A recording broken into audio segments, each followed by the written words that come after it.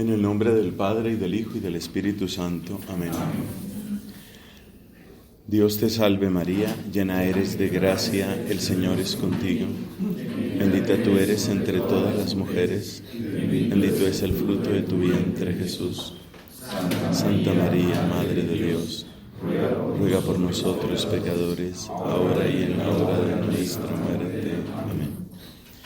En nombre del Padre, del Hijo, del Espíritu Santo. Amén. Los tiempos antiguos, los tiempos de la Biblia, son épocas de la humanidad que han privilegiado la dimensión comunitaria.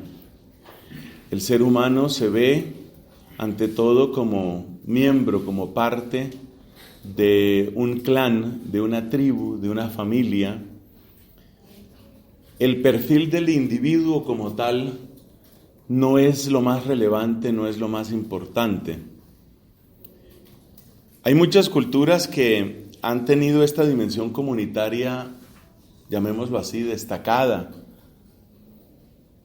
Todavía en nuestra época, seguro que hemos escuchado del caso de Japón o de China. Se dice, yo creo que es cierto, mi experiencia es muy limitada, pero se dice que para un trabajador en Japón, lo importante no es él, sino su empresa. Y esa fidelidad, esa absoluta lealtad a la empresa hace que haya una gran conciencia de equipo, una gran conciencia de logro comunitario. Somos nosotros los que logramos las cosas. Hay una charla que se ha vuelto famosa en internet refiriéndose al contraste entre la mentalidad japonesa y la latinoamericana. Decía, seguro hay más de una versión de eso, pero la que yo conocí, decía el conferencista, el japonés promedio tiene igual o menor inteligencia que el latinoamericano promedio, pero el latinoamericano tiende a ser más bien él, y el afán de sobresalir como persona, como individuo, de lograr su meta, hace que el vínculo con los otros se pierda. De manera que, hablando así un poco de una manera brusca, un japonés puede menos, digamos, que un colombiano, pero 10 japoneses pueden mucho más que 10 colombianos, porque tienen esa capacidad de unión. Lo mismo encontramos en el Medio Oriente, en la mentalidad musulmana. Todavía hoy, la parte comunitaria es absolutamente esencial. Las cosas se viven en familia, los valores se viven en familia, las alegrías y los duelos son de la familia. Por el contrario, nuestra cultura occidental cada vez tiende más al individuo. En países como los de Escandinavia, la mayor parte de las nuevas construcciones, los nuevos edificios, son para una persona. Son lo que en algunos lugares llaman unipersonales o apartaestudios, se les llama a veces aquí en Colombia. Y esa idea de una persona que sale de la soledad de su casa al trabajo a dar la pelea por sus propios intereses, que tiene relaciones solamente ocasionales, formales, contractuales con otras personas, incluso en el aspecto sexual, en el aspecto afectivo, eso va dejando a las personas en una profunda soledad, muchas veces en desesperación y muchas veces unidos a una gran cantidad de vicios. La mentalidad antigua, la mentalidad de Oriente, ya sea del Medio Oriente o del extremo Oriente, es muy diferente, es mucho más comunitaria. Pero las preguntas sobre la suerte de la persona no están ausentes de la Biblia. Y eso es lo que vamos a mirar ahora. Hacer ese pequeño recorrido. Lo primero sí es destacar eso, que en la Biblia prima el aspecto comunitario. Por consiguiente, el aspecto familiar. Bueno, nuestro recorrido en cuanto al elemento personal va a tener 7 etapas. Empezamos por algunos aspectos antropológicos generales. nos damos cuenta que el ser humano entierra a sus muertos. Este respeto hacia el cadáver, este trato preferencial hacia el cadáver, es algo que no encontramos en los animales. Incluso se da el caso en algunos animales que si muere uno, es canibalizado por otros. Hay un caso un poco dramático, un poco impresionante, de una señora que tenía muchos gatos en su casa. Por alguna razón ella no pudo volver, tal vez murió, lo que sea. Quedaron los gatos abandonados ahí en la casa y algunos murieron de hambre o de sed. Y otros se comían estos cadáveres, incluyendo el caso de gatos que comían el cadáver, por ejemplo, de la mamá, de la gata. El trato preferencial hacia los cadáveres, por lo menos a los cadáveres de la propia tribu, del propio clan, es algo muy característico del ser humano, hasta el punto de que quienes hacen esas investigaciones sobre la evolución de la especie humana y quienes hablan de esta palabra, hominización, siempre toman como una referencia muy particular el momento en el que se empieza a tener un cuidado de los cadáveres. La aparición de herramientas y la aparición del cuidado de los cadáveres es algo que va en paralelo en la especie humana. Es decir, la muerte parece que no logra destruir completamente el vínculo de pertenencia, el lugar de importancia. La lucha contra la muerte es algo que aparece en muchas culturas. Permítanme en esta parte antropológica general recordar algunos elementos. Piense usted el caso de lo que sucede en Egipto. Toda la religión de Egipto estaba marcada por los muertos. Lo que nosotros llamaríamos la Biblia egipcia era el libro de los muertos. Ese es el libro religioso más importante del antiguo Egipto. Y cuando uno ve esas gigantescas construcciones, las pirámides, uno se da cuenta que el egipcio, por lo menos el egipcio que tenía poder, vivía en función de la muerte. El afán de supervivencia llevó a los egipcios a crear esos monumentos magníficos que también estaban llamados a ser como hogares, casas, refugios. Ustedes saben que en esas tumbas se acumulaban alimentos para que en la otra vida a la persona no le faltara cómo fortalecerse. Una cosa parecida, incluso más dramática, encontramos en los vikingos. Los jefes vikingos, según cuentan algunas historias, quizás algo de eso es leyenda, los jefes vikingos no solamente llevaban una provisión de alimentos, sino también ellos consideraban que era muy importante tener mujeres, y entonces sacrificaban a las mujeres, a las esposas del gran jefe, para que ellas, tomando el mismo camino de la muerte, pudieran acompañar y hacer feliz a ese cacique, a ese jefe. Eso quiere decir que la muerte es vista como una barrera, pero una barrera que hay que vencer.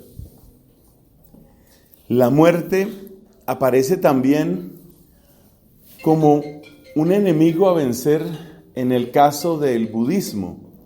Se puede decir que el budismo es un intento de vencer del todo a la muerte. El budismo es una derivación, en principio podríamos llamarlo una herejía, dentro del hinduismo. El hinduismo tiene la idea de la reencarnación.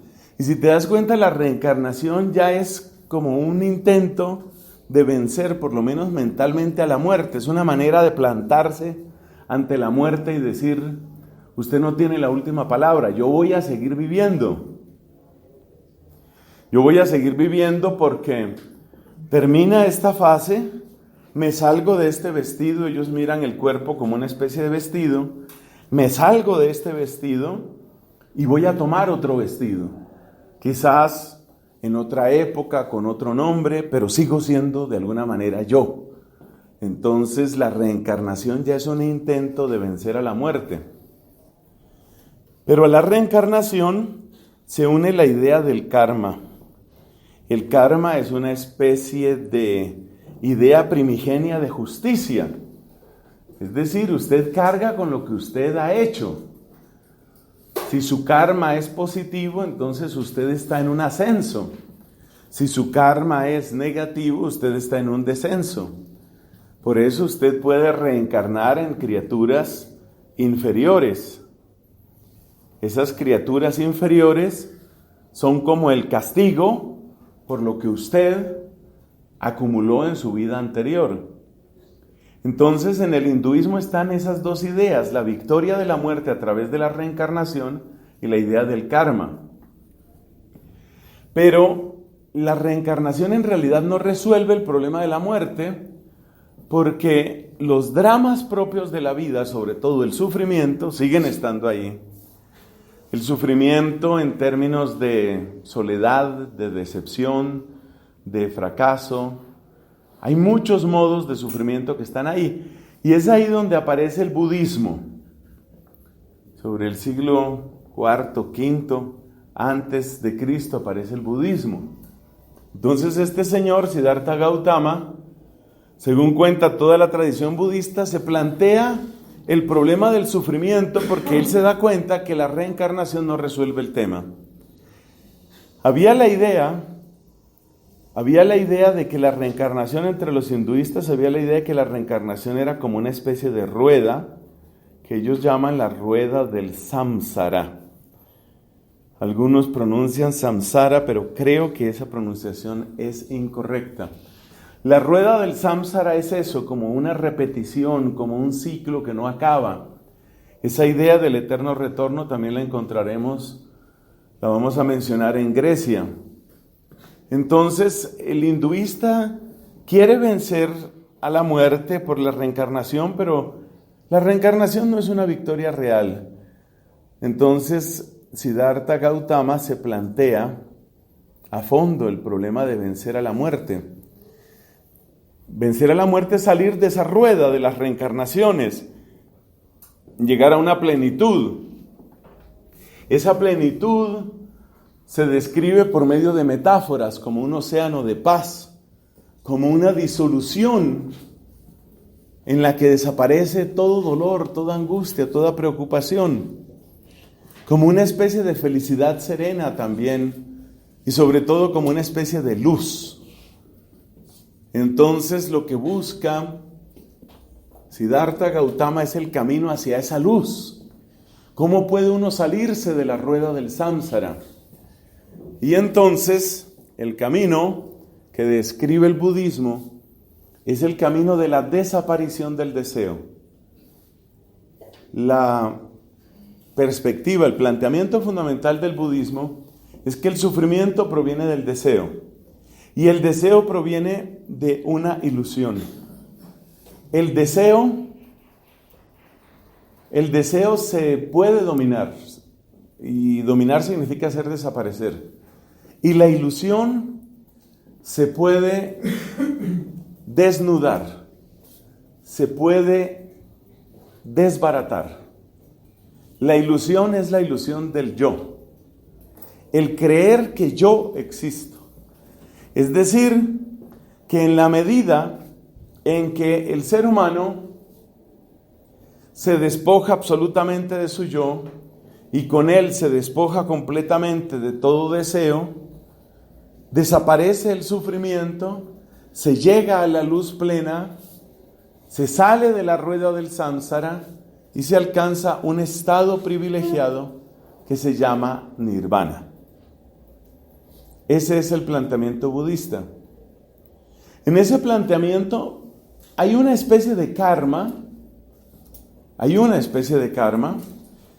Pero lo que sí está claro es que no hay necesidad de Dios ni de dioses. Por eso muchos ateos contemporáneos dicen, si yo fuera a tomar alguna religión, yo tomaría el budismo. Porque realmente el budismo no requiere de Dios. El budismo es un camino para vivir. Por eso también el budismo es muy fácil de difundir en una cultura tecnófila, amante de la tecnología y amante del individuo. Paradójicamente, el budismo, que surge de esa filosofía tan comunitaria como es el hinduismo, donde todo sucede en masa, el budismo termina siendo como una especie de exaltación del individuo, porque finalmente es el individuo en la victoria sobre sí mismo, en la victoria sobre sus propias angustias y carencias y deseos. Es el individuo el que logra eso. Yo no lo puedo lograr para ti, tú no lo puedes lograr para mí, es cada uno. Entonces, por eso explica por qué el budismo en sus distintas variantes, muchas de ellas muy comercializadas, tiene una gran popularidad en nuestra época. Nos venden el budismo fundamentalmente a través de una palabra que se ha vuelto casi como una especie de fetiche, la palabra meditación. Entonces, usted se encuentra en revistas de empresas, revistas de negocios, usted se encuentra que se proponen seriamente ejercicios de meditación. Usted tiene problemas, haga meditación. La gente da testimonios. Mi vida cambió desde que empecé a hacer meditación. Ellos entienden la meditación al estilo budista y al estilo hinduista, por eso yoga, budismo zen, meditación trascendental, mantras, toda esta terminología tiene mucha actualidad hoy. Básicamente lo que la persona busca es como una especie de reconciliación profunda y a partir de esa unidad interior poder vencer sus deseos. Hay que anotar que el budismo que nos venden por estas tierras es un budismo muy desconectado. Yo lo llamo budismo light. Porque el budismo supone que la victoria sobre el deseo solo se logra a través de largos ejercicios ascéticos. La persona tiene que lograr vencer todas las sensaciones incómodas. Tiene que vencer la somnolencia, el hambre, la enfermedad, el frío, la soledad, el absurdo. O sea, el budismo es un ejercicio, es un gimnasio brutal. A nosotros obviamente no nos proponen eso, a nosotros nos proponen simplemente que seamos señoritas bonitas, con las piernas cruzadas, los dedos debidamente conectados, el dedo medio con el pulgar, espalda recta, respiración profunda, 15 minutos diarios, y eso renovó mi vida. O sea, muy al estilo comercial de todo lo que nos ofrecen. La misma persona que quiere tomarse una pastilla y sentirse bien, la misma persona que quiere agarrar un juguete sexual y tener todos los orgasmos que quiera, es la misma persona que quiere en 15 minutos de meditación, ya arreglé mi vida, ya estabilicé mi vida. Pero bueno, lo que hay detrás de eso, volviendo a nuestro tema, ¿qué es? Es la victoria sobre la muerte. De nuevo, la muerte aparece como un enemigo, pero un enemigo que se puede y se debe vencer. En otras culturas, el tema de la muerte aparece como una especie de una subexistencia. Esto se nota especialmente en Grecia. En Grecia se describe la muerte como el que atraviesa un río, pero ya no hay retorno. Y entra en una especie de subexistencia.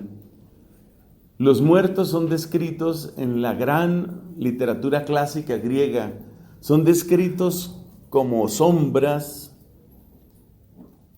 en las cuales no hay una especie de sufrimiento agobiante permanente, pero tampoco hay propiamente una felicidad. Sí hay la idea de que siguen existiendo, pero es una existencia plana, una existencia disminuida. Alguien podría decir una existencia en blanco y negro. No tiene las alegrías y no tiene el impacto que tiene el vivo. La persona que está viva tiene un impacto. Puede ser dueña, puede ser señor. En cambio el muerto no, el muerto tiene esa especie de supervivencia oscura, que no es feliz. A eso se le llama Hades. Ese es el Hades de los griegos. La traducción de Hades en latín es ínferos, pero ínfero lo que significa es lo más abajo, las tierras más profundas. También ínferos. Uno puede decir que en todas estas culturas lo que hay es tres cosas: la certeza de la muerte, la mirada de la muerte como un enemigo y la búsqueda de vencer a ese enemigo con alguna forma de inmortalidad, incluyendo la inmortalidad a través de las obras, cosa que encontramos en algunos de los más famosos romanos. Se alegraba y se gloriaba el emperador Augusto decir: encontré una ciudad de ladrillo y dejé una ciudad de mármol. O sea, hay un gran logro. Ese gran logro justifica, reivindica mi vida. Lo mismo encontramos en aquel gran escritor, creo que ya lo mencionamos en alguna de estas charlas, Horacio, ¿no? He escrito un libro más duradero que el bronce, una búsqueda de inmortalidad. Esos son como comunes denominadores que encontramos en el ser humano, en las distintas culturas. El cadáver no es una cosa, hay un vínculo hacia el cadáver. Curiosamente, el tratamiento del cadáver como una cosa sí es algo que aparece en nuestra cultura. Es el deseo de convertir a los cadáveres en abono, a lo cual se le da un término un poquito más elegante: compost. Entonces, convertir al cadáver en abono y de esa manera pagarle tributo a la tierra a la que hemos maltratado tanto. Entonces, que mi cuerpo se convierta en abono es mi manera de ayudarle al planeta, pagarle pues la deuda que tengo con el planeta. Ese es convertir al cadáver en una cosa. Y eso realmente no es frecuente en la antigüedad. Incluso los caníbales, al comer la carne de sus enemigos, de alguna manera tenían un pensamiento religioso, como tratar de apropiarse de las fuerzas, de las virtudes de ellos. Cuando se utilizaban, por ejemplo, huesos humanos, también se hacían demostraciones de poder o demostraciones mágicas. El utilizar, en la antigua brujería siempre aparecen calaveras, muchas calaveras. Es algo así como una victoria sobre todos ellos, como que la fuerza de los muertos está conmigo. Entonces, resumiendo esta parte antropológica general, en general el cadáver no es una cosa, hay un vínculo profundo. La muerte se ve como una realidad inevitable, pero detestable, a la cual se intenta vencer. Es lo que encontramos. Lo mismo ahí está también en la Biblia. La primera muerte notable que aparece en la Biblia, yo diría que es la muerte de Sara, la esposa de Abraham. Cuando muere Sara, Abraham tiene que tomar decisiones. ¿Qué se hace con ese cadáver? ¿Qué se hace con él? Y entonces lo que decide es comprar una tierra. No la recibe como regalo. Este es un hecho interesante. No recibe la tierra que va a servir de sepultura, una cueva por allá. No recibe esa tierra, ese lote no lo recibe como un regalo. Él quiere comprarlo. Y quiere comprarlo porque él quiere que haya una palabra que garantice que esa tierra será siempre suya y de sus descendientes. De ese modo, lo primero que llega a poseer Abraham en la tierra prometida, porque ya está en Canaán, lo primero que llega a poseer es la tierra de sepultura de Sara. El comienzo del cumplimiento de las promesas de Dios, te daré una tierra. El comienzo del cumplimiento es precisamente la tierra de la sepultura de Sara.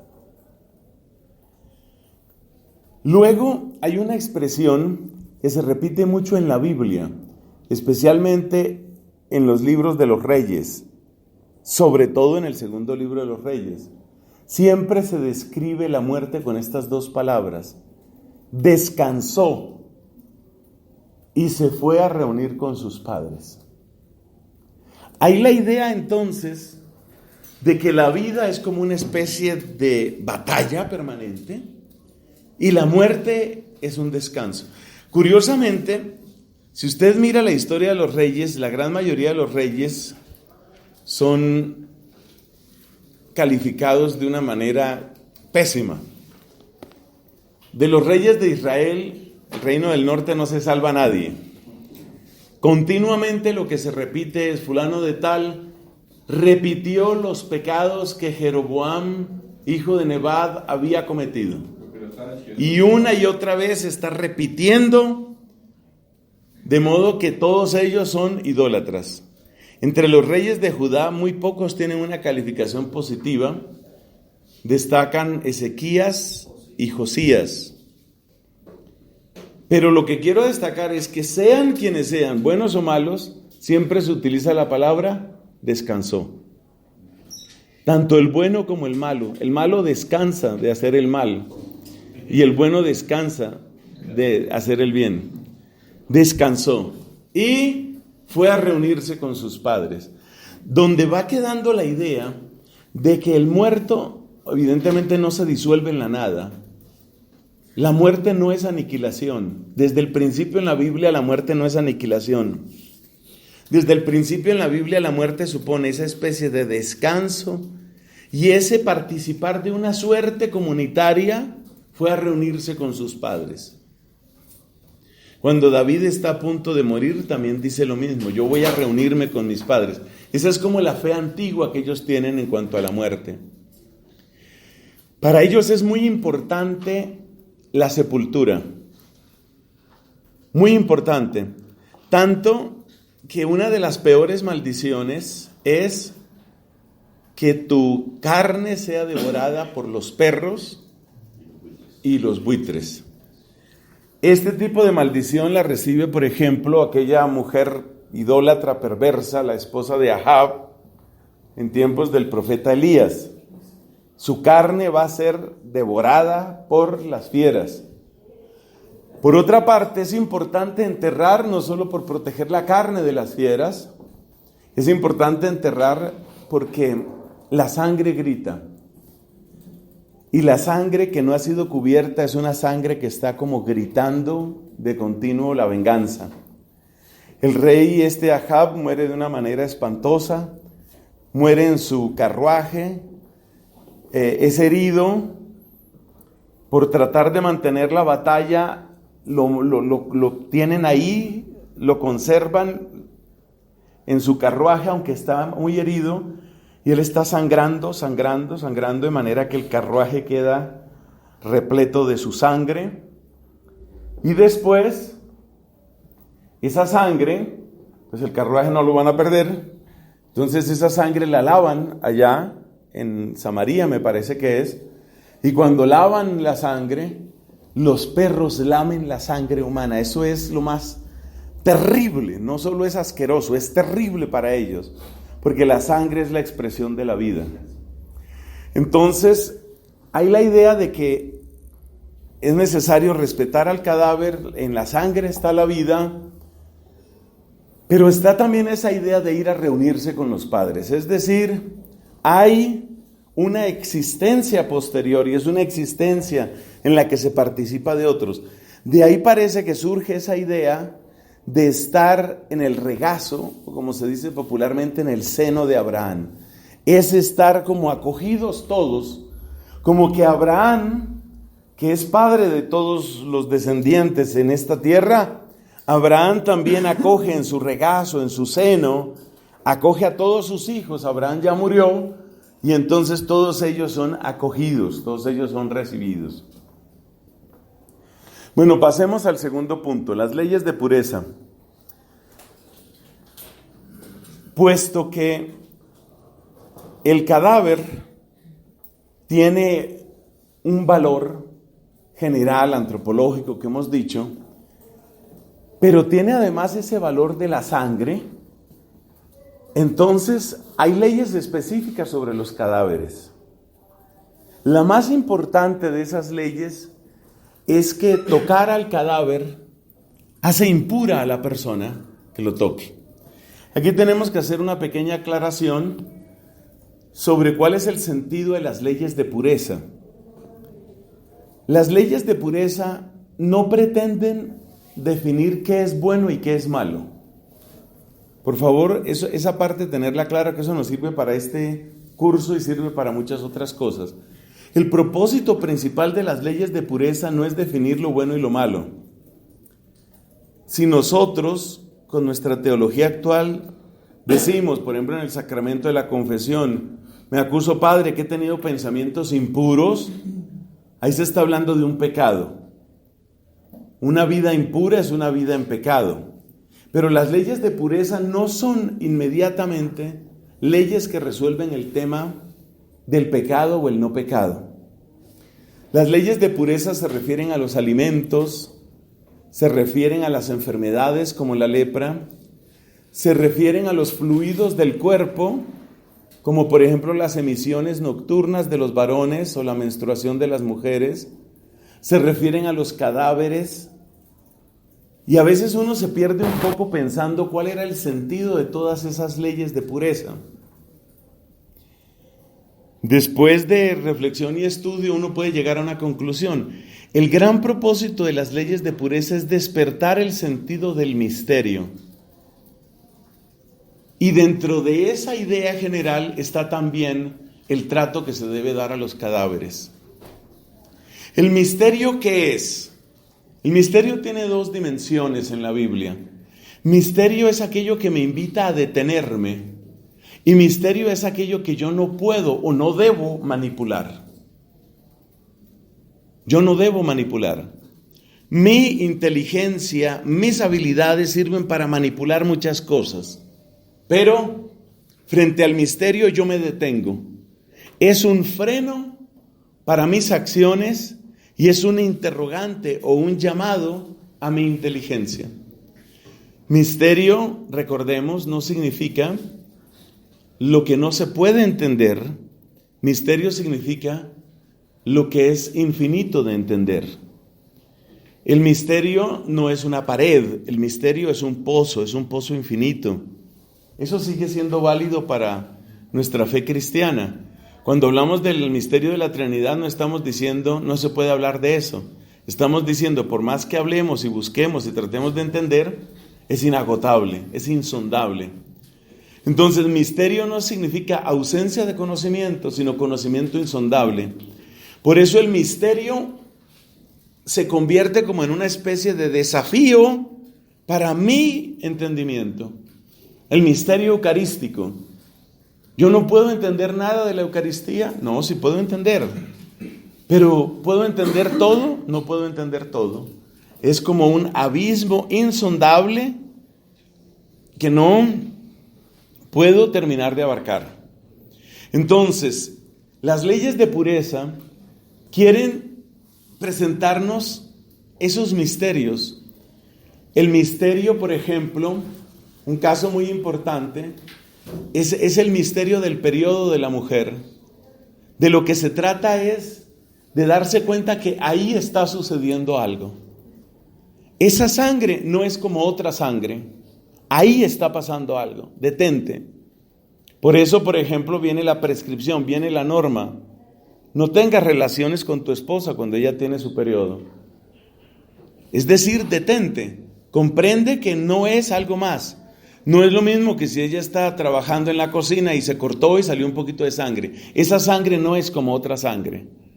Ese es el propósito de las leyes de pureza. Comprende que ahí hay algo. Y ese hay algo tiene que ver con la manera como se tratan los cadáveres. No conviertas al cadáver en una cosa, no lo vuelvas abono. No lo vuelvas abono, no lo vendas, no lo uses. Entonces, el cadáver se convierte como en un elemento pedagógico, si puedo usar esa expresión, que me enfrenta al misterio ¿de qué? Al misterio de la muerte y al misterio mismo de la vida. Entonces, la existencia personal, al enfrentarse con la realidad del cadáver, me obliga, por así decirlo, a preguntarme por la vida, a preguntarme por el valor de la vida.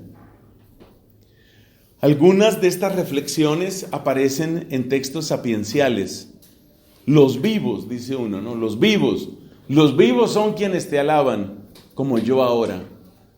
¿Te va a dar gracias el polvo? ¿O va a proclamar tu fidelidad? Esa limitación última del cadáver es algo que aparece claramente como misterio. Entonces, eso queríamos comentar sobre las leyes de pureza. Tercero, hablemos sobre el pensamiento unitario. En el libro de la sabiduría hay una alusión clara a una antropología de alma y cuerpo, pero en general, la Biblia desconoce esa clase de división. El ser humano es tratado de una manera unitaria. Seguramente esto ya lo han escuchado en sus clases de Biblia, cómo el pensamiento semita tiende a ser mucho más unitario, unificado. El pensamiento griego es un poco diferente porque plantea el tema de la separación, que luego eso se entiende mal. Como esta clase tiene también una parte de filosofía, entonces tendremos que hablar del alma.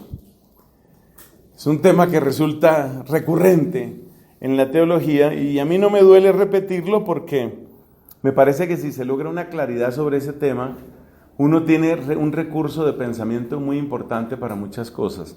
Pero en todo caso, en el pensamiento bíblico no aparece propiamente la idea de alma. La idea de que el cuerpo se descompone y el alma inmortal pasa al Hades, por ejemplo, como pensaban los griegos, esa idea no está en la Biblia.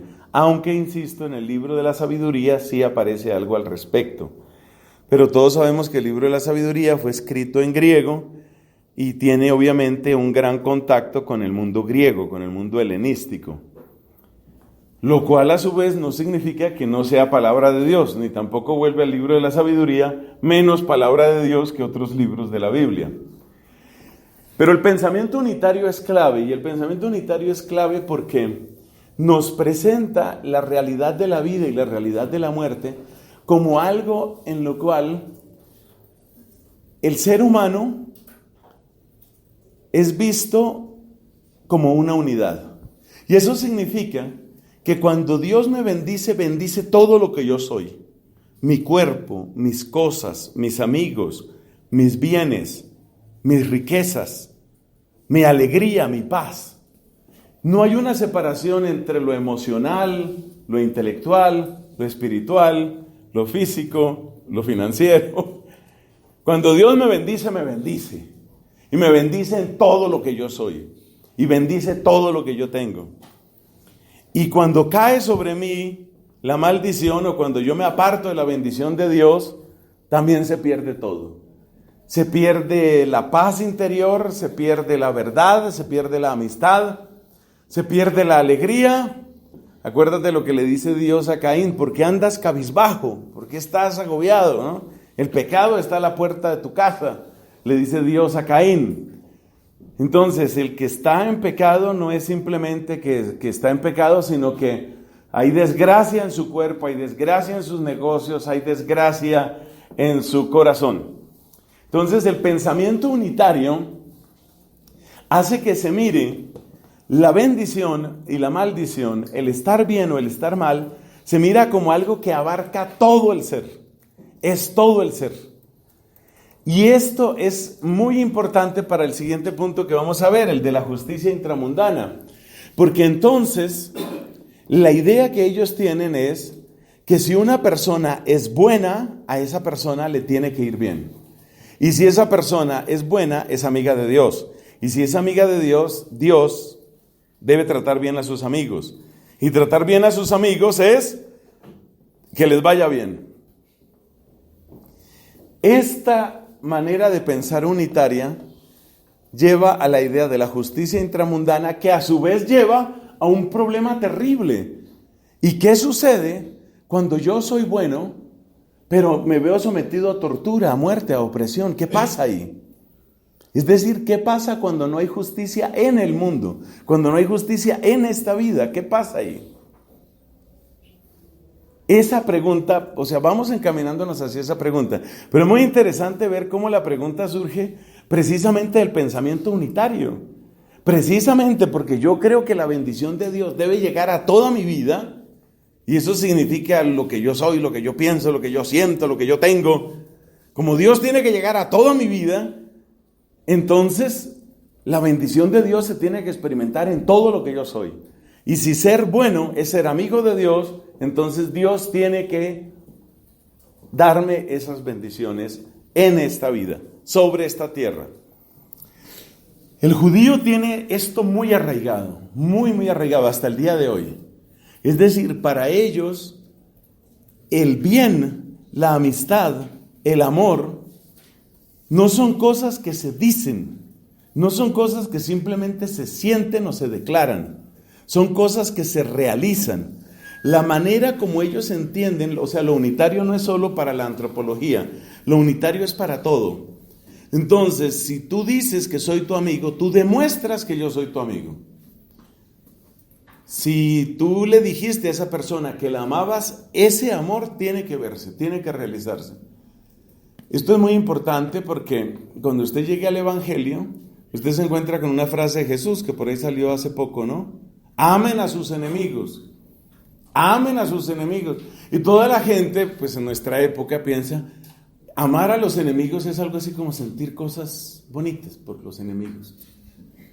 Pues es mi secuestrador, pero esa barba le queda tan bonita. No se trata de sentir cosas bonitas. Amar al enemigo es cuál es el bien que se le puede hacer a esa persona. Eso es lo que significa amar. Amar es buscar el bien. ¿Cuál es el bien que se le puede hacer a esta persona? Eso es amar. Entonces, el pensamiento unitario marca profundamente la Biblia también en este tema de la vida y la muerte. La gente está profundamente marcada por esto. Y eso también implica un modo especial de entender la justicia. Antes de despedirnos de este número sobre el pensamiento unitario, quiero destacar una cosa. Aunque la Biblia no utiliza en general la distinción entre alma y cuerpo, entre lo material y lo inmaterial, sí hay una distinción que es clave. Y esa distinción es entre el corazón de la persona y lo que podríamos llamar la apariencia de la persona. Es decir, lo exterior y lo interior. La Biblia no hace la distinción metafísica entre alma y cuerpo, pero la Biblia sí hace la distinción entre exterior e interior. Por ejemplo, en aquel famoso pasaje de Samuel, escogiendo entre los hijos de Jesé. Los hombres ven las apariencias, pero Dios ve el corazón. Entonces, la Biblia sí reconoce desde sus estratos más antiguos, sí reconoce que hay una distinción entre lo exterior y lo interior. y ve en lo interior de la persona algo que en general escapa a la mirada, a la opinión de los demás. Algo misterioso. Ahí tenemos que recordar a Jeremías 17, me parece que versículo 9. Nada más falso y enfermo que el corazón. ¿Quién lo entenderá? Solo Dios es capaz de llegar al corazón de la persona. Entonces la verdad de la persona está en el corazón. Pero el corazón no significa simplemente sentimientos. El corazón significa los pensamientos y convicciones más profundas.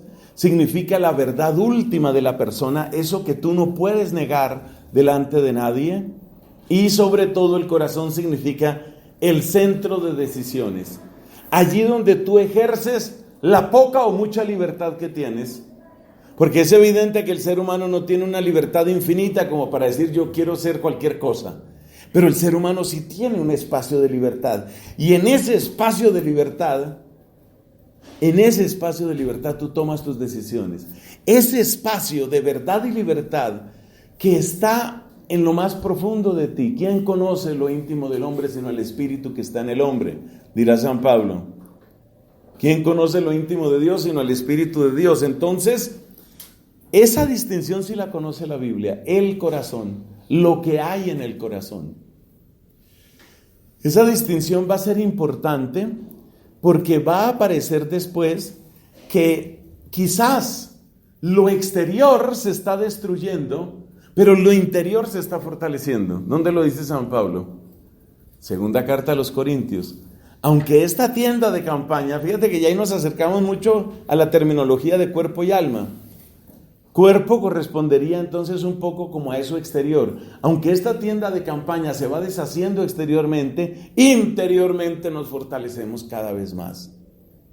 O también en el libro de la sabiduría, capítulo 2, donde se presenta la desgracia de aquel que es atacado por sus enemigos. Y aunque sea atacado por sus enemigos, interiormente se fortalece. La muerte de la persona joven cumplió su trayecto en breve tiempo. Es decir, interiormente hay una verdad. Esa realidad de la verdad interior es importante porque de ahí va a salir finalmente el tema de la resurrección. Entonces, la Biblia tiene un pensamiento unitario, ¿verdadero o falso? Sí, eso es verdadero, eso es así. Y para ellos las bendiciones y para ellos las maldiciones, el bien o el mal de una persona son toda la persona.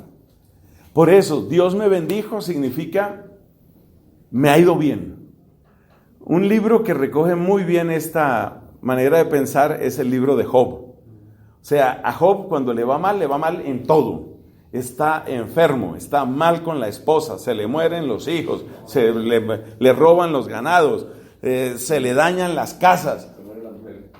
No, la mujer no se murió. Eso es parte del tema. Que la mujer no se murió. Y entonces... y entonces a Job le sucede de todo, en todas partes. Y cuando Dios lo restaura en todo. Y entonces si tiene sus hijas, que ahora son las hijas más hermosas del país, y tiene sus hijos, y tiene ganados, está feliz y está pleno. Y esa es la manera como ellos entienden. Pero dentro de ese modelo unitario también aparece una distinción. Yo les destaco esto porque por lo menos cuando a mí me daban clases, a mí siempre me insistían. El pensamiento semita es distinto del pensamiento griego. El pensamiento griego es dualista. El pensamiento semita es unitario.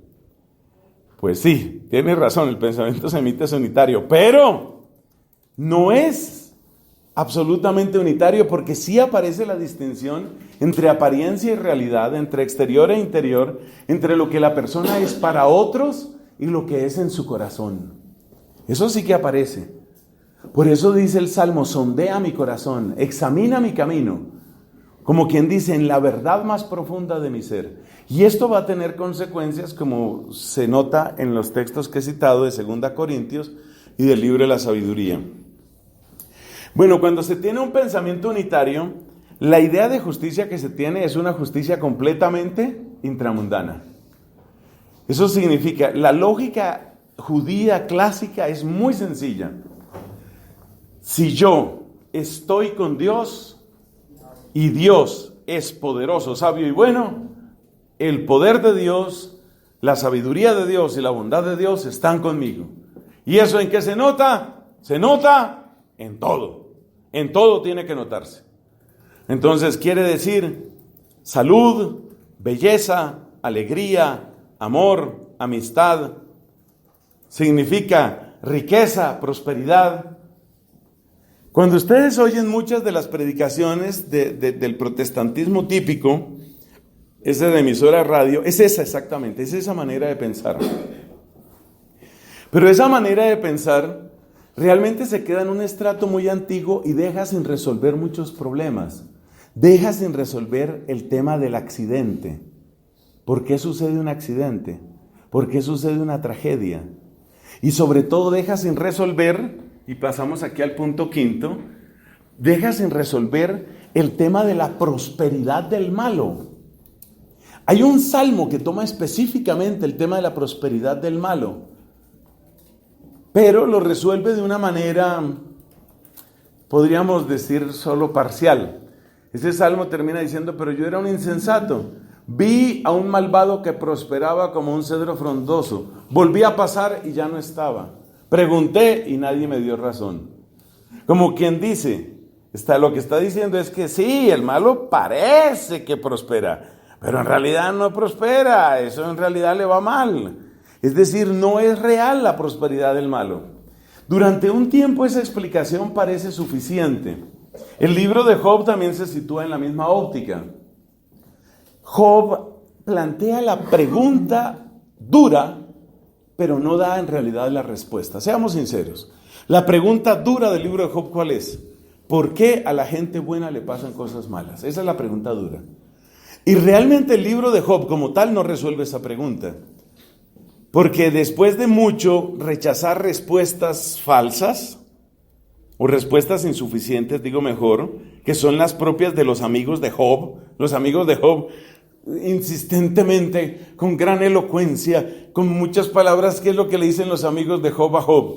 Hombre, usted debe tener por ahí su pecado, si a usted le pasó eso, esto debe ser algún tipo de justicia intramundana. Tal vez usted no se daba cuenta, pero usted estaba haciendo las cosas mal. Es decir, los amigos de Job todo el tiempo le están repitiendo el lenguaje de la justicia intramundana. Usted estaba haciendo las cosas mal, a usted le fue mal, hermano, pero le fue mal porque usted hizo algo malo. Y entonces Job, con una postura cada vez más firme hasta llegar prácticamente a la agresividad, les dice a ellos que no, yo hice todo bien. Es una ficción literaria. Evidentemente es una ficción literaria porque estamos hablando de una persona que no comete nunca ningún pecado. Entonces Job está diciendo, no, yo hice todo bien. Y por eso Job desecha a sus amigos y lanza su grito. Ojalá pudiera yo encararme con Dios, que se me presente aquí y que hablemos de frente a frente, cara a cara. Yo quiero un face to face con God. Y entonces se le aparece Dios.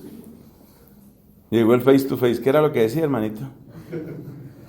Entonces Job se achica y dice, no, yo hablé como un insensato, yo me llevo mi mano a mi boca, yo realmente no sabía lo que decía, yo antes te conocía de oídas. Y entonces lo que hace Dios en el libro de Job, capítulo 38, es un despliegue de su infinita soberanía. Como quien dice, hermano, usted no entiende nada, usted no sabe nada de nada. Mejor dicho, vea, le digo una cosa, vea, cállese es lo que ha de hacer. Y Job se calla. Pero la pregunta se quedó así. O sea que en la mayor parte del Antiguo Testamento, lo que encontramos es que el esquema de la justicia intramundana funciona, pero hasta el punto de decir, cuando a usted le parezca que no funciona, lo que pasa es que su cabeza no da para entender, pero sí funciona. Más o menos eso es lo que hace el libro de Job. El libro de Job finalmente lo que hace es decirle a la gente, Usted no está entendiendo nada, pero tranquilo, Dios sabe lo que está haciendo y sí va a salirse con la suya. Y efectivamente, ¿en qué termina el libro de Job? Que este señor que fue fiel a Dios, todo le sale bien y volvió a la prosperidad y etcétera. Las cosas son muy distintas, el panorama cambia completamente con dos elementos que no son ficción literaria. Esos dos elementos ya ustedes saben que voy a mencionar: el destierro. Y el segundo, la opresión del imperio helenístico en el siglo II antes de Cristo, que es la que da origen a la revolución, a la revuelta de los macabeos. Ahí las cosas cambian, ¿Qué sucede en el destierro? En el destierro sucede que da la impresión de que ganaron los malos. Los dioses falsos triunfaron sobre el Dios verdadero.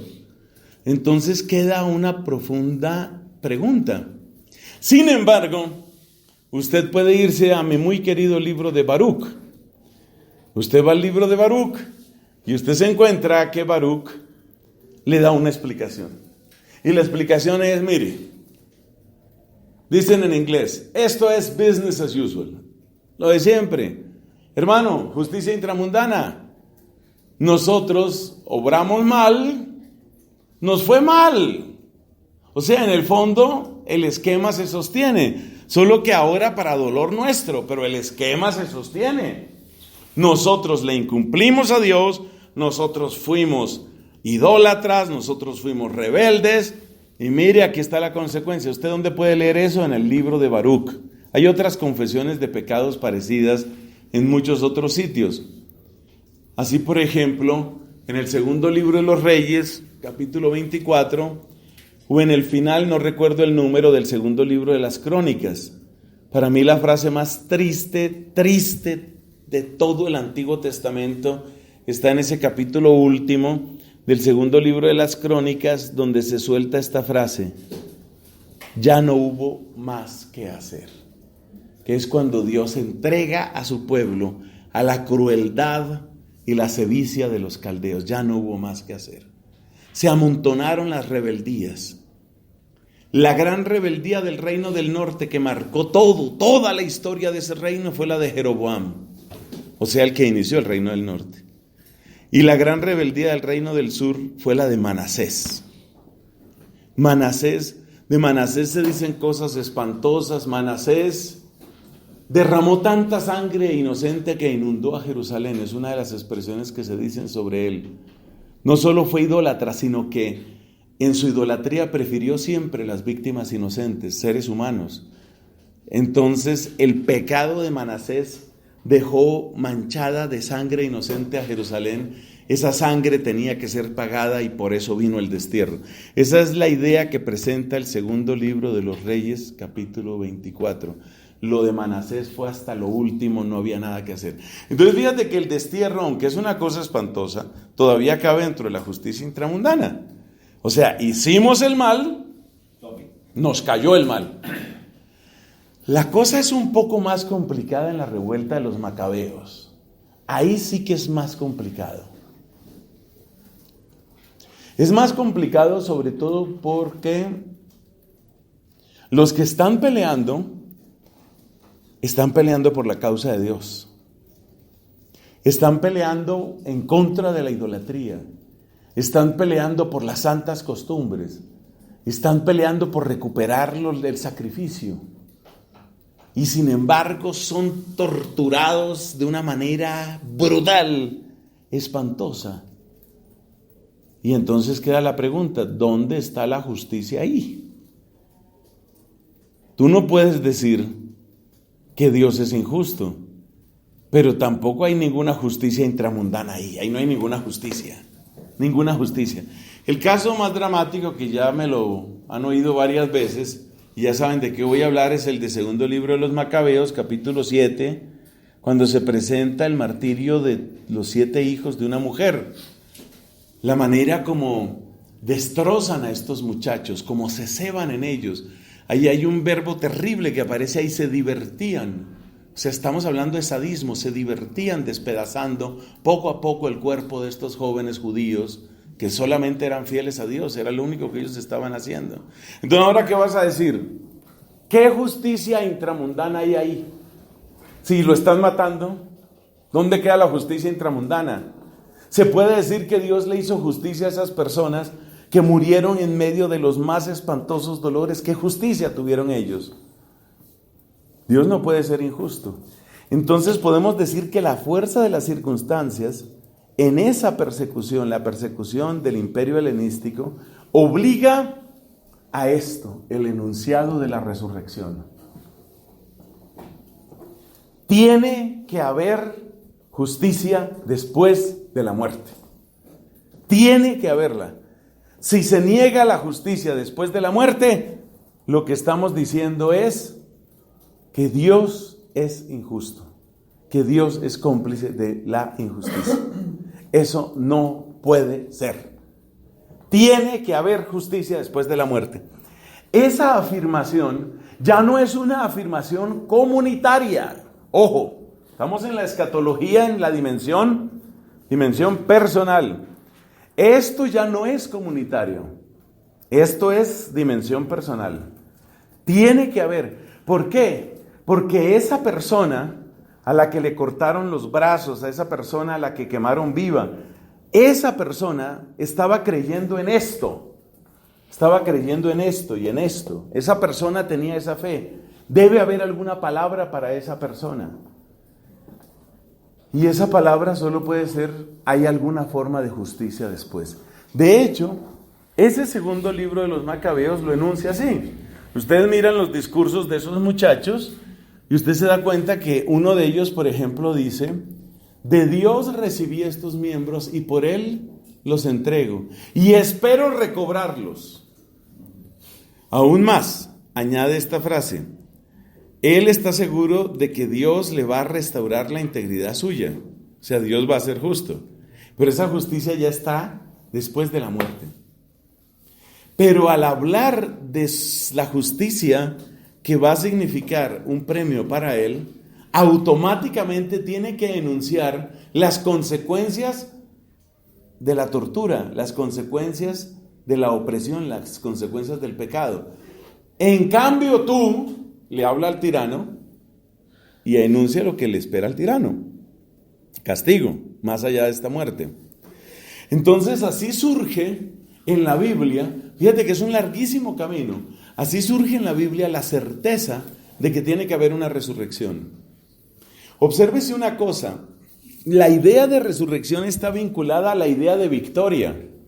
No es un dato sereno, filosófico, metafísico, como decir el razonamiento que tiene Aristóteles en su libro de Ánima. En su libro Perisijos, en su libro sobre el alma de Aristóteles, Aristóteles analiza si debe haber un elemento inmortal en el alma y llega con mucha tranquilidad, llega a la conclusión de que las operaciones propias del alma no dependen finalmente del cuerpo. Por consiguiente, no hay que suponer que con la desaparición del cuerpo el alma deja de existir. Ese es el razonamiento simplificado que presenta Aristóteles sobre la inmortalidad del alma. Es un razonamiento sereno, tranquilo. Aquí en Macabeos y en esta situación, este no es un razonamiento sereno. Es ver cómo un canalla desgraciado está torturando de una manera sádica a una persona inocente. Y es preguntarte qué va a pasar aquí, qué viene después. Es esa pregunta ardiente, quemante, espantosa, la que lleva a la afirmación de la resurrección. Y esa afirmación de la resurrección es una afirmación de una resurrección corporal. Porque de lo que se trata es de eso. Si este tirano, si este desgraciado y canalla ha despedazado mi cuerpo, lo ha quemado, lo ha mutilado, y Dios vence, la victoria de Dios no es una palmadita en la espalda, en el pedazo de espalda que me dejó el otro, ¿no? La victoria de Dios no es una palmadita en la espalda, la victoria de Dios es la restauración y la victoria sobre la destrucción de mi cuerpo. Entonces, escriba por favor la primera definición de resurrección en la Biblia. Es una victoria sobre la destrucción del cuerpo. Eso impide cualquier interpretación espiritualizante de la resurrección.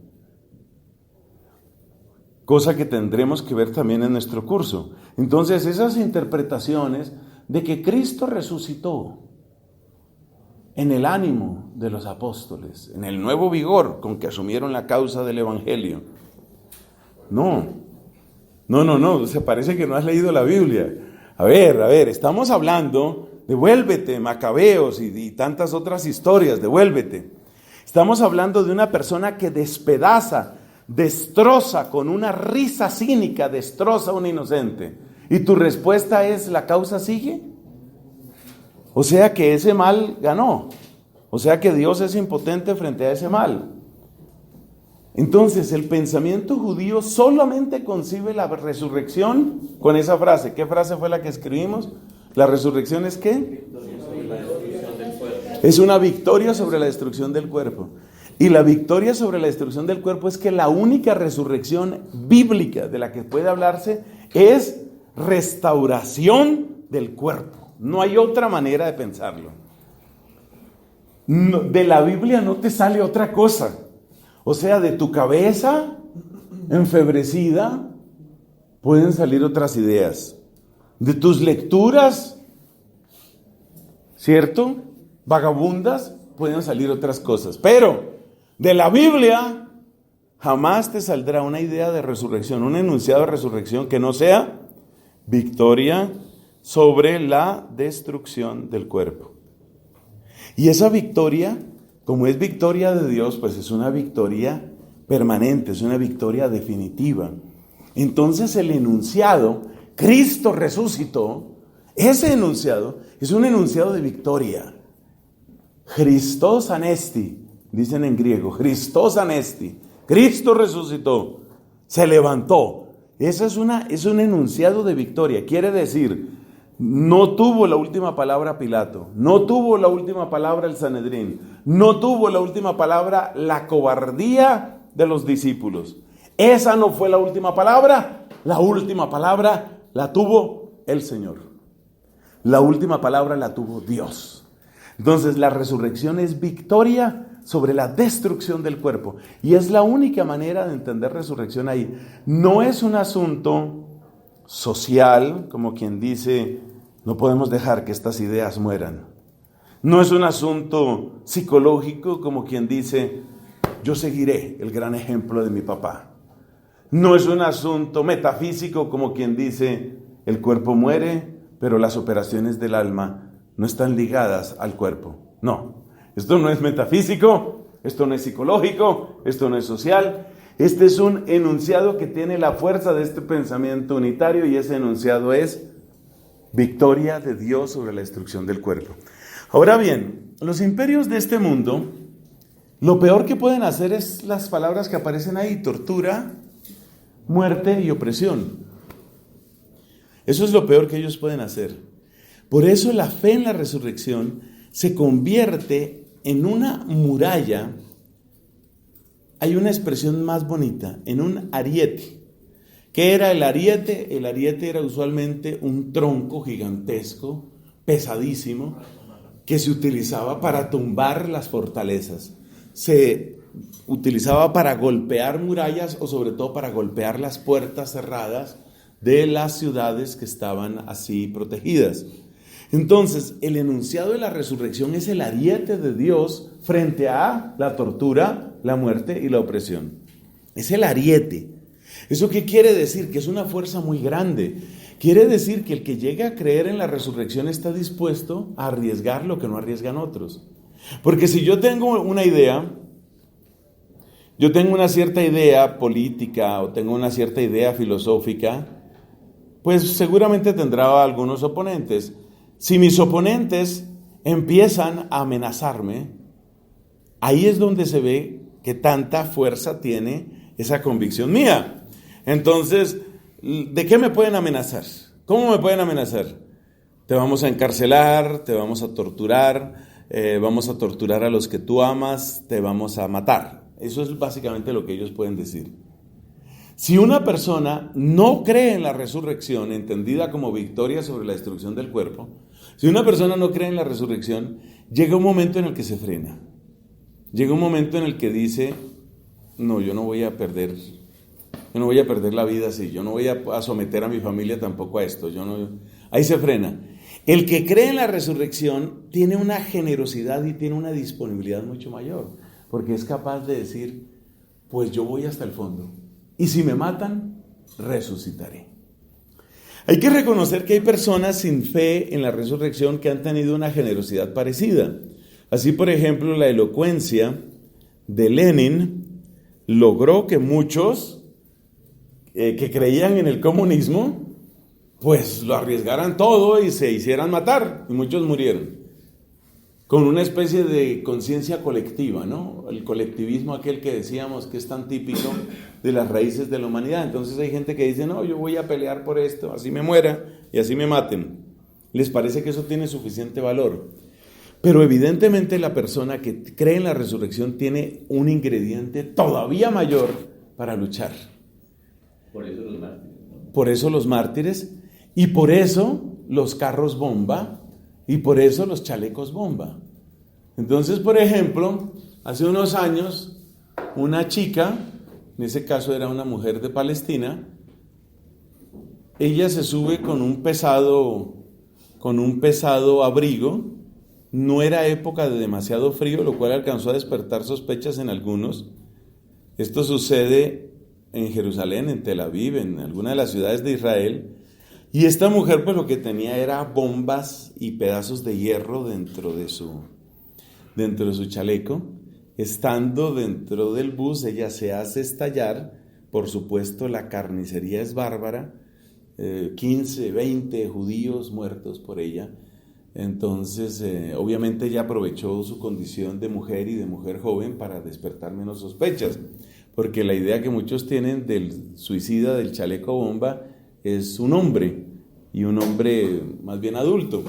Entonces, ¿eso qué quiere decir? Esta mujer, ¿por qué hace eso? Pues sí, ella puede tener muchos resentimientos sociales o puede tener una justa causa o lo que sea, no vamos a discutir eso, pero ella está convencida de que ahí no termina.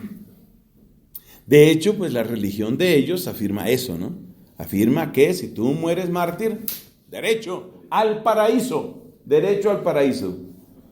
Entonces, eso quiere decir que la resurrección es la fuerza más grande en la batalla.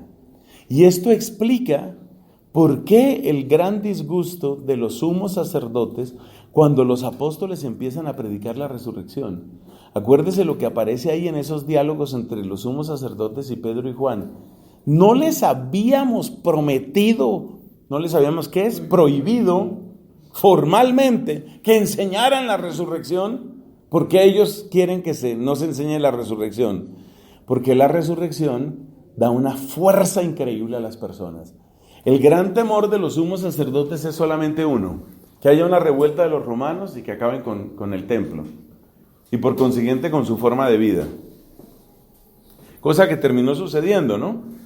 Al final pues terminaron destruyendo Jerusalén. Entonces el gran temor de ellos es ese. Y ellos saben que gente que crea en la resurrección es la gente más peligrosa del mundo. Porque la gente que cree en la resurrección es la gente que va a luchar hasta el fondo, es la gente que va a hacerse matar, literalmente. Hay personas que se hacen matar aunque no crean en la resurrección, pero en general es mucha mayor la fuerza que proviene de la resurrección. Entonces, eso trae esas consecuencias. Digamos una última palabra. Aunque este tema tendremos que enunciarlo después, cuando hablemos de parucía y esto, sobre la característica central de la resurrección de Cristo. La resurrección de Cristo tiene 3 características centrales que conviene tenerlas en cuenta desde aquí. Primero, la resurrección de Cristo conecta su sacrificio con todos los sacrificios de la Biblia. A esta generación, dice el Señor Jesús, a esta generación se le pedirá cuentas desde la sangre de Abel hasta la sangre del último profeta. Se le va a pedir cuentas de todo. Es decir, el sacrificio de Cristo en la cruz condensa el sacrificio de Cristo, resume el sacrificio de Cristo, contiene todos los otros sacrificios. Consiguientemente, la resurrección de Cristo es victoria sobre todas las opresiones. No es distinto el sacrificio de los jóvenes macabeos o jóvenes del libro de los macabeos, porque ellos no eran de apellido macabeo, no se dice de qué familia eran. No es distinto el sacrificio de aquellos jóvenes del libro de los macabeos del sacrificio de Cristo. Hay una continuidad. Eso es muy importante. El sacrificio de Cristo no es un acontecimiento aislado, sino que hay una línea de continuidad que conecta el sacrificio del Señor con todos los sacrificios de los justos y de los inocentes, tal como aparecen en la Sagrada Escritura. Punto número 1. Punto número 2. La resurrección de Cristo, esto casi no habría que decirlo, pero la resurrección de Cristo no es un retorno a esta vida. Algunos utilizamos la palabra revivificación. Entonces, la hija de Jairo, por ejemplo, volvió. ¿Pero volvió a qué? A esta vida. Lázaro volvió a esta vida. Se cuenta del profeta Eliseo que resucitó a un muchacho, el hijo de la viuda de Sarepta. Ese niño volvió a esta vida. A eso se llama revivificación. Uno de los posibles nombres. Revivificación. La resurrección de Cristo no es revivificación, es victoria definitiva. Y tercero, la resurrección de Cristo es el principio de renovación de todo el universo. Es el comienzo de la nueva creación. Comienzo de la nueva creación. ¿Qué quiere decir eso? Quiere decir que aunque es un acontecimiento singular, aunque es un acontecimiento personal, es un acontecimiento que tiene resonancias cósmicas, resonancias para toda la historia de la humanidad. ¿Por qué esto es así? Para entenderlo, necesitamos acercarnos a los escritos de San Pablo en sus cartas de la cautividad, especialmente la carta a los Efesios y la carta a los Colosenses. En Colosenses y en Efesios, Pablo desarrolla ese pensamiento tan bello, como la resurrección de Cristo no es un acontecimiento que queda en él, ni que se refiere solo a un pueblo, sino que supone el comienzo de la renovación de todas las cosas. Entonces, los tres elementos de la resurrección de Cristo. Primero, que su sacrificio no es un hecho aislado, sino que está en continuidad con todos los sacrificios de los demás. Segundo, que la resurrección de Cristo no es una revivificación. Y tercero, que la resurrección de Cristo es el comienzo de la nueva creación. Bueno, con esto, mis amigos, tenemos ya un panorama, me parece, bastante completo sobre lo que nos dice la Biblia en términos escatológicos, tanto en la dimensión comunitaria como en la dimensión personal. Ahí tenemos pues ese marco de referencia. Gloria al Padre, al Hijo y al Espíritu Santo.